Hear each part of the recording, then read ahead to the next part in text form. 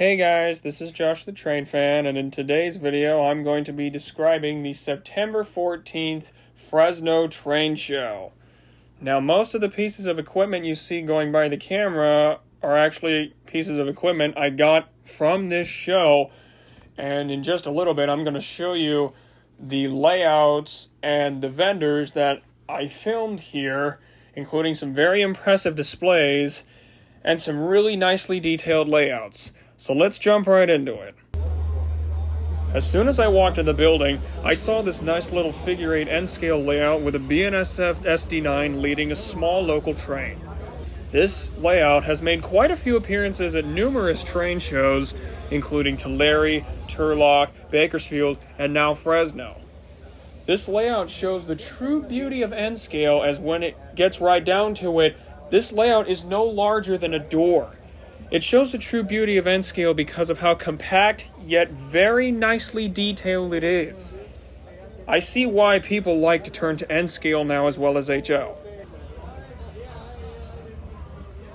When I was done looking at the N-scale layout, I decided to check out the nearby selling area. There were lots of freight cars and engines for sale here.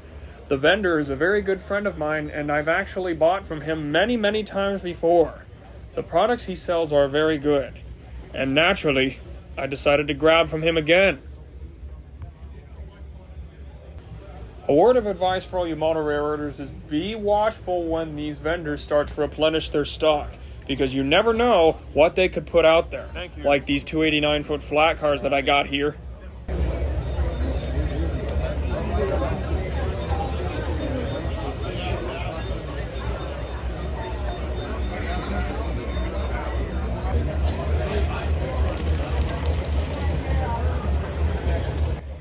There was also this small little layout, which had quite the difference between European and American trains in it.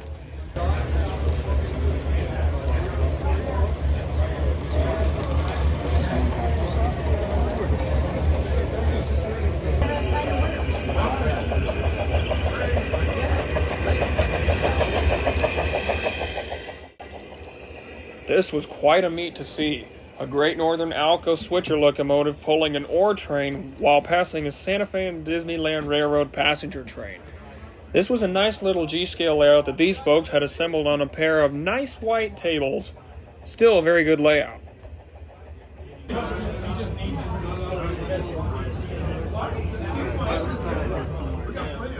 There was also this massive display that I've seen before. If you look closely, you can see the UPSD 40-2 that I purchased in the beginning of the video. This is when I started taking a look at the massive amount of intermodal that these guys had for sale. I had already purchased a well car prior to filming this, but it needs extensive repairs.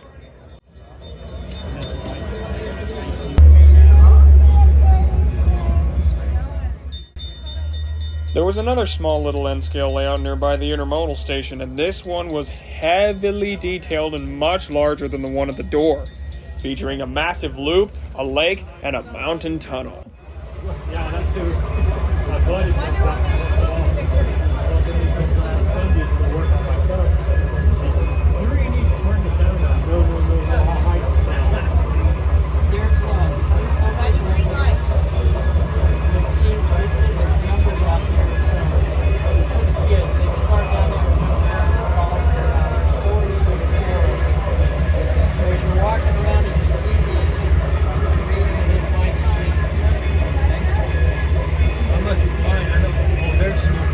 Another word of advice, if you can, look underneath the tables for buried treasures. Signal rave party.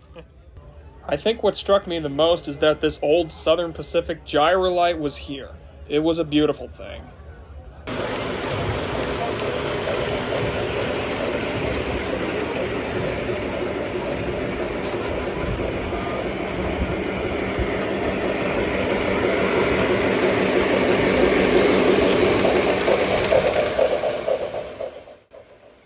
This is when I started to take a look at the massive amount of O-scale stuff that was at this show.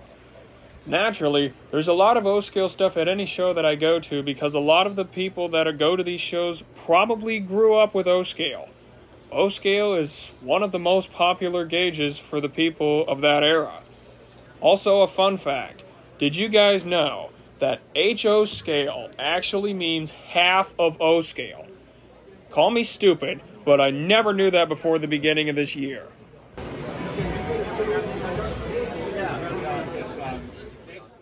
The last thing I did before leaving the show was check out a bunch of these nice old magazines before my best friend Trackmaster Tehachapi and I headed off to the nearby antique store.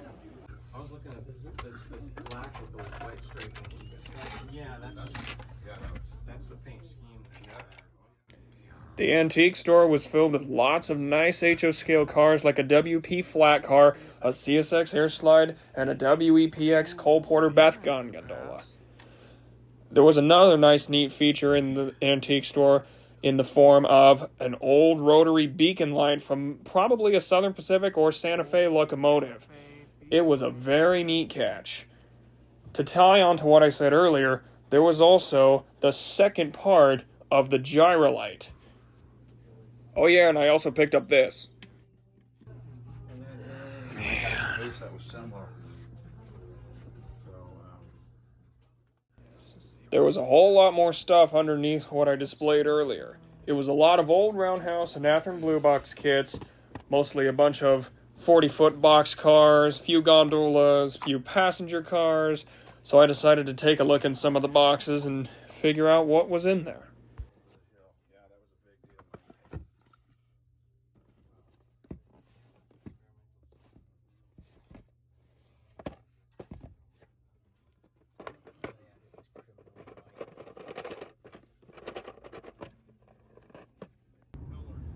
Something that me and Trackmaster Tehachapi caught on the way home that was really odd for the territory is this massive windmill turbine train.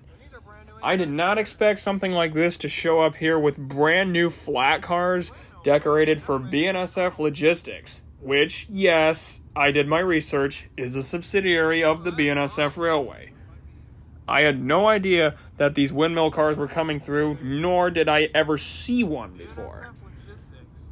Yes, there are windmills just outside of Tehachapi, but I never actually saw any windmill blade trains coming through. That pretty much covers it for the train show part of the video, so without further ado, let's get into the unboxing portion. Okay guys, I'm back from the show now, and I have my 4 bags of materials lined up here. How am I ever going to find storage for this? Anyway, Jesse, could you move, please? I'm going to try to unbox this now, buddy. Or maybe I'll just do it with him on here. I don't care. Hey, buddy. Okay, so I'm going to start digging through here. Oh, man. Okay, so let's get this one. First one we got here. It'll add to the UP grain fleet. A Athearn Blue Box C&W grain car. I have so many C&W grain cars now, but now I have 3 paint jobs of them. Green, yellow, and, well, gray. This will work nicely. I'll just put that down here. Metal wheels, Katy couplers. Perfect. Whoa, there it goes. I'm gonna have to be careful with how I roll this stuff now. Oh, let's drag this one out. I know this one's gonna be, yep. So this is what looks like an ACF 2-bay 39-foot hopper, and this one I believe was custom decaled for the MKT. Haven't really seen any MKTs like this, but it's a good cement car and it's UP related, so I figured, hey man, why not get it? It'll be good for the cement fleet. Let me roll that back. Whoops. Forgot to realign the switch.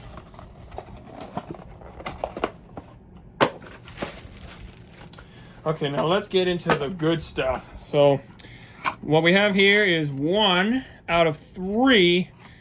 Oh, shoot, it fell off. 1 out of 3 rail box roundhouse kits with metal wheels and Katys. There are 3 of these I got today, and I'm thinking I'm going to start something by selling one of them.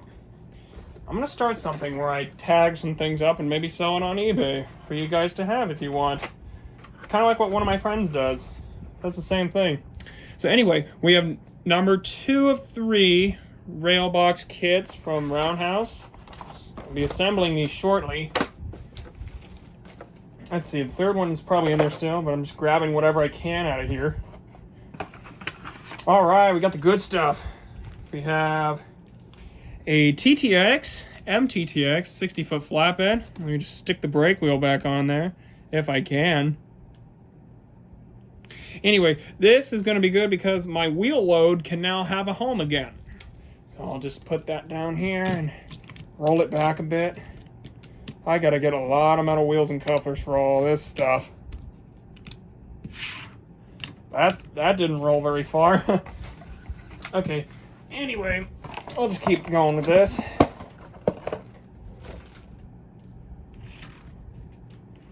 Sorry. All right, now I'm going to dig into this one. This is going to be very useful for the steel fleet. If I can just get them out. This is a Walthers Burlington Northern steel coil car with removable hoods. With the rounded hoods, might I add. If they're removable, they're also rounded. Let's see, I have another one with angled hoods somewhere around here. I'll drag that out for comparison in a minute. I'm just going to put this down here, though. That one is severely underweight and is going to need a lot of work. But metal wheels and Katie's, very good, very nice. Oh, here it comes. It's going to hit the camera. Never mind.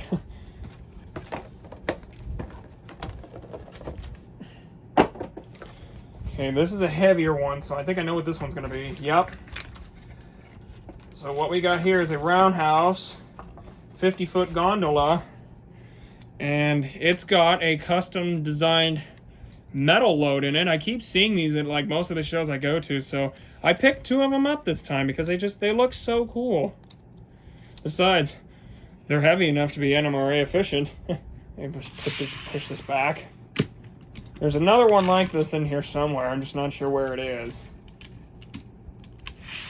because I have numerous boxes this time. Go get that bag, Chessie buddy. And this is number 3 in terms of rail boxes. I'm going to probably tag one of these up and send it off into the world with graffiti and grime. So I'm hoping I can do that, because I'm going to try to start something where I do that, and then maybe I'll link some eBay stuff into the description below or something like that. Oh, I'll wait until that one. That's the best bag. I'll wait till the end for that one. So what I got here is 2 custom rail 89-foot flatbeds.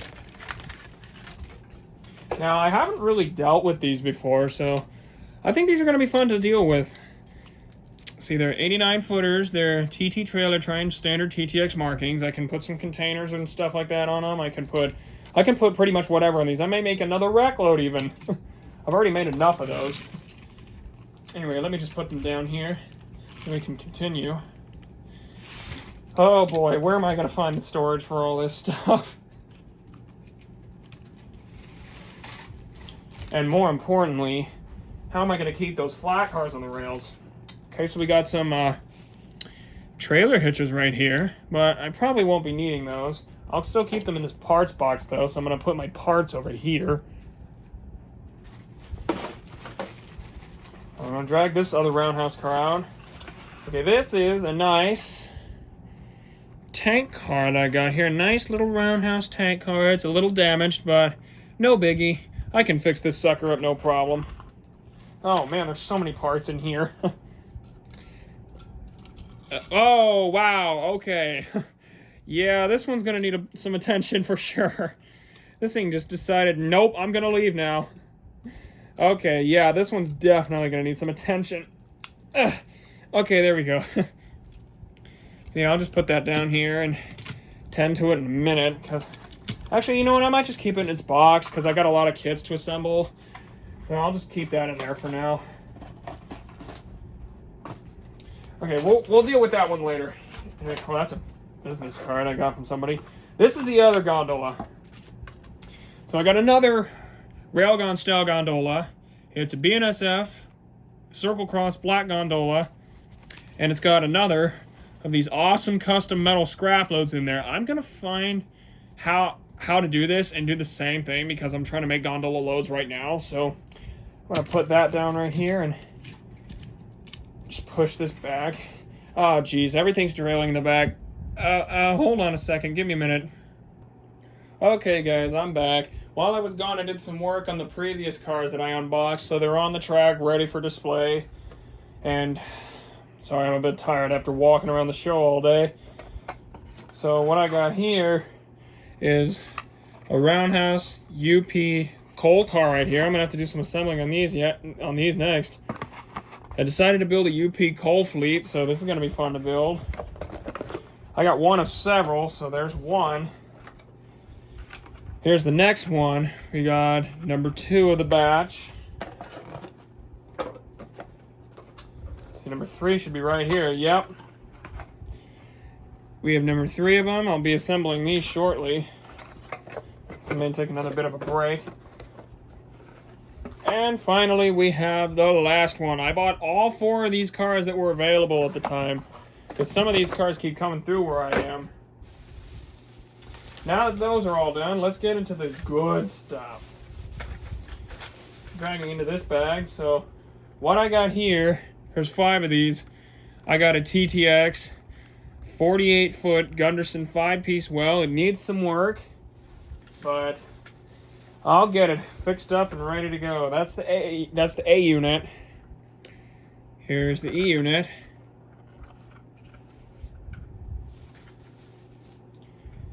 Here's the D unit.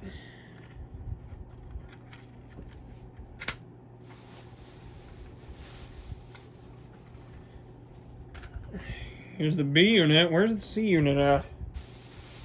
Where's the C unit? Here it is.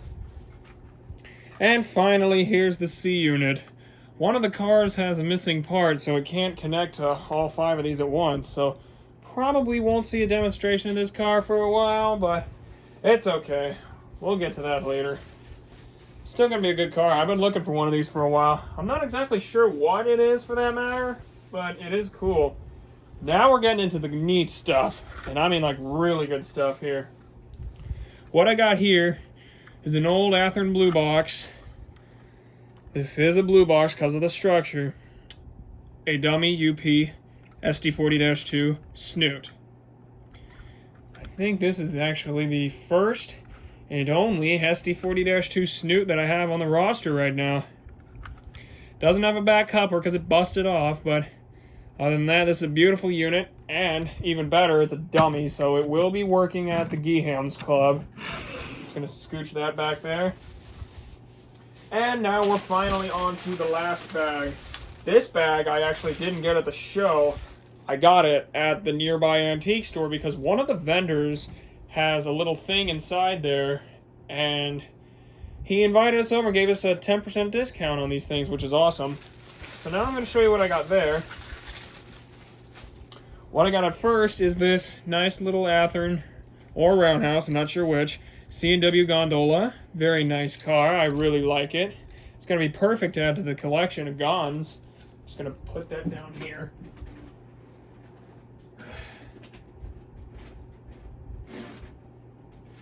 And this is one any SP fan watching here will love. I mean, will love, period.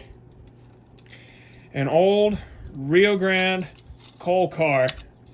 I was originally going to get a later WEPX Bethgon until my man Trackmaster Tatchby spotted this car and we decided to trade cars. He took the WEPX Con and I took this thing to add to my UP coal car collection. So needless to say, that was a definite treat to have. I cannot wait to operate with this beautiful car. Now that I have a UP coal fleet, things will go a little bit easier when I try to mono with. Now we're going to get into the really good stuff. What I have here is a new old stock Athearn ready to roll SD45.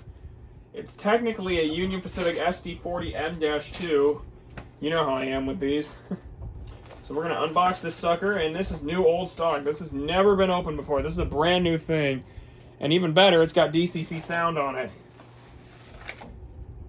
There's a bunch of parts. I'll leave those for later.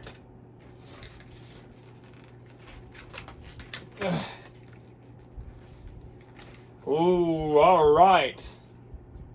Oh yeah, look at that. Get these foam pieces out here. Ooh, look at this. This is awesome. Beautiful. Beautiful SD40M-2. Boy, I can't wait to have some fun with this. I'm going to put it right next to the SD40-2 I got over here. And we're going to run that in a minute after I do a little more work. The final thing I have today is actually something I did not get from the show or the antique shop at all. Quite the contrary. It's actually something I found on eBay a while back that took forever to get here. Like it took forever for the shipping to get here because the seller works like full time. So I can understand it, but it took forever to get that sucker here. It's this big old thing right here. So I'm gonna put this away. Let me grab my scissors really quick.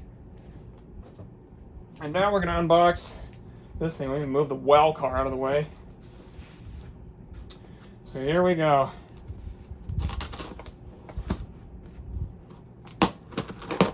Come on. Ugh. Packing peanuts everywhere. Can't have that. It's being eaten by Chessie. Ugh. Oh boy. Been wanting this thing for a long time. Alrighty. Alright, this is gonna be good. This is a unit I've been searching for some time because of its, well, being primed for grime and all.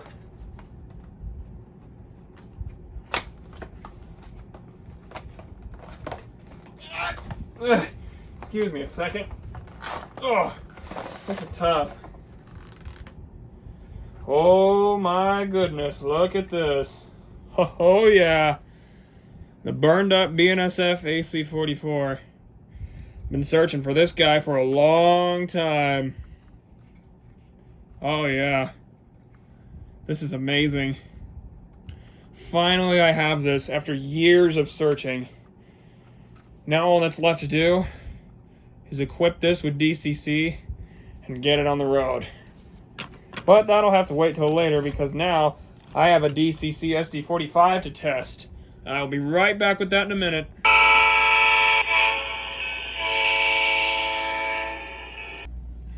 Okay guys, I'm setting up a long address for this thing right now. I've programmed it. Ooh, it's a little quiet, but I like it. Sounds like an SD45, like a real one. Okay, let's test out our features. Gonna go with our light. Yep, ditch light should be number 5. Can't. There they are. Yep, we got our ditch lights. Alright, let's check our bell. Little slow ringer there, nice. Now let's see what this beautiful horn's gonna be like.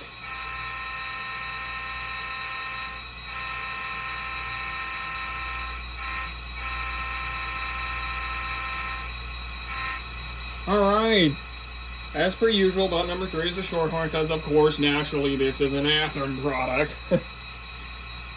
Nice, this is a nice sounding engine. It's a little quiet, so I might turn it up just a little bit, but enough to not, like, endanger the decoder.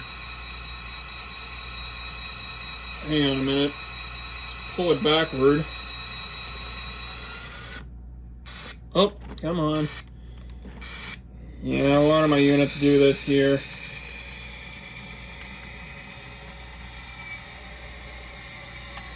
Give me one moment. I'll fix that.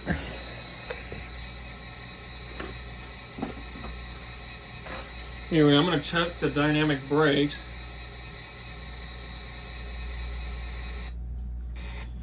Okay, this thing obviously likes to stall. A lot. I don't hear anything for the dynamic brakes on number 4, so that's interesting.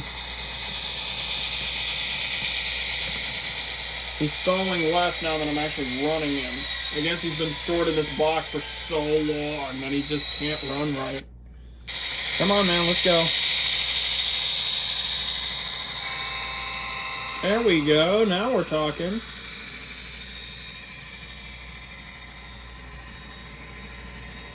I might set off the dummy here in a minute, actually. Oh! Okay, I've set off the dummy, so back through the tunnel we go.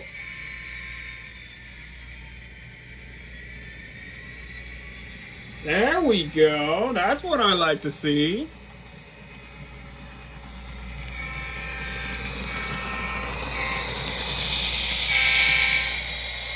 Now this is more like it. I guess it just had something to do with the dummy. Well, that of course, and maybe the fact he's been stored ever since he was produced.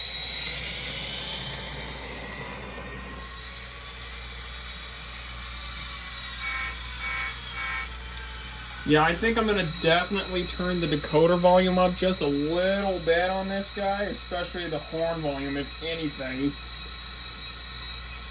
So yeah, 2668 is a good running engine, and I cannot wait to pair it up with the 2768 next time I go to the club. Well, now that everything seems to be out of the way, I think we're all done here. Thank you guys so much for listening to my first narrated video ever. If you enjoyed it, make sure to like and share this with all the rail fans you know, and subscribe to the channel for more HO scale content. I will see you guys in the next video.